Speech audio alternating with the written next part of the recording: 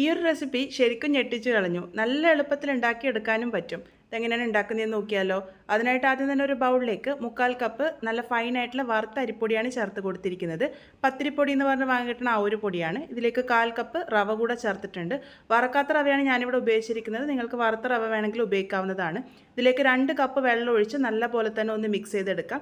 ഇതുപോലെ ലൂസായിട്ടുള്ള കൂട്ട് തന്നെയാണ് ഇതിലേക്ക് ആവശ്യമായിട്ടുള്ളത്. അപ്പോൾ അതായത് ഇതുപോലെ നന്നായിട്ട് ഒന്ന് മിക്സ് ചെയ്തെടുത്തിട്ടുണ്ട്. അതിനുശേഷം ഇതിലേക്ക് ഒരു മീഡിയം വലുപ്പത്തിലുള്ള സവാള നല്ല കനം കുറച്ച് അരിഞ്ഞത് ചേർത്ത് കൊടുത്തിട്ടുണ്ട്. കൂടെ തന്നെ 2 പച്ചമുളക് ചെറുതായിട്ട് അരിഞ്ഞതും കുറച്ച് കറിവേപ്പില ചെറുതായിട്ട് അരിഞ്ഞതും ചേർത്ത് കൊടുക്കാം. ഇതിലേക്ക് ആവശ്യത്തിന് ഉപ്പും അതുപോലെ തന്നെ ഒരു നുള്ള് ജീരകവും ചേർത്തിട്ടുണ്ട്. സാധാരണ ജീരകമാണ് ചേർത്ത് കൊടുത്തിരിക്കുന്നത്. എല്ലാം കൂടെ നന്നായിട്ട് മിക്സ് ചെയ്തെടുത്തു കഴിഞ്ഞാൽ നമ്മുടെ കൂട്ട് ഇവിടെ റെഡി ആയിട്ടുണ്ട്. ഈ ഒരു കൂട്ട് ഒന്ന് 10 മിനിറ്റ് നേരത്തേക്ക് ഒന്ന് റെസ്റ്റ് ചെയ്യാൻ വേണ്ടി വെക്കാം. റവയൊക്കെ ചേർത്തത് കൊണ്ടാണ് ഒരു 10 മിനിറ്റ് റെസ്റ്റ് ചെയ്തെടുക്കുന്നത്. അതിനുശേഷം നമുക്കിത് ചുട്ടെടുക്കാവുന്നതാണ്.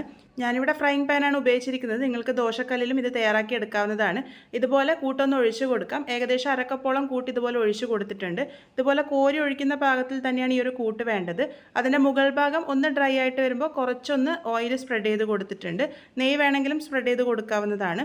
ആ ഒരു ഭാഗം നന്നായിട്ട് ഫ്രൈ ആയിട്ട് വന്നു കഴിഞ്ഞാൽ നമുക്കിത് മറിച്ചിട്ട് കൊടുക്കാം. മറിച്ചിട്ട് കൊടുത്ത് അടുത്തൊരു ഭാഗവും നന്നായിട്ടൊന്ന് മുരിച്ചെടുക്കുകയാണ് ചെയ്യുന്നത്. നിങ്ങൾക്കിത് നല്ല ക്രിസ്പി ആയിട്ട് വേണമെങ്കിൽ എടുക്കാവുന്നതാണ്. ഞാനിത് ഒരുപാട് ക്രിസ്പിയാക്കി എടുത്തിട്ടില്ല. ഇതേപോലെയാണ് ബാക്കിയുള്ളതൊക്കെ റെഡിയാക്കി എടുക്കാൻ വേണ്ടി പോകുന്നത്.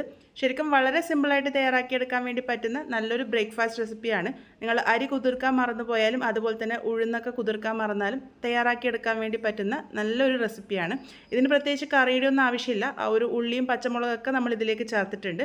ഇനിയിപ്പോൾ വേണമെന്നുണ്ടെങ്കിൽ ഏത് ടൈപ്പ് ചട്നിയും ഇതിൻ്റെ കൂടെ പോകും. നല്ല ടേസ്റ്റി ആയിട്ടുള്ള ഈ ഒരു പലഹാരം നിങ്ങൾ എന്തായാലും ഉണ്ടാക്കി നോക്കൂ.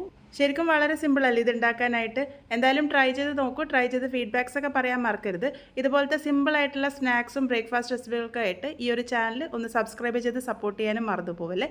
വീണ്ടും ഒരു നല്ല റെസിപ്പിയുമായി വളരെ പെട്ടെന്ന് തന്നെ കാണാം.